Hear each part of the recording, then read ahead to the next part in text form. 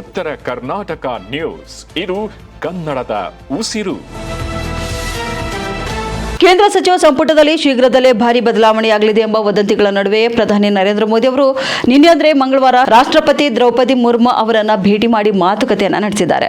ರಾಷ್ಟ್ರಪತಿ ಮತ್ತು ಪ್ರಧಾನಿಯವರ ಈ ದಿಢೀರ್ ಭೇಟಿಯು ದೇಶದ ರಾಜಕೀಯ ವಲಯದಲ್ಲಿ ತೀವ್ರ ಕುತೂಹಲಕ್ಕೆ ಕಾರಣವಾಗಿದೆ. ಸಂಪುಟ ಪುನರಚನೆ ಸುಳಿವು ಕೂಡ ನೀಡಿದೆ.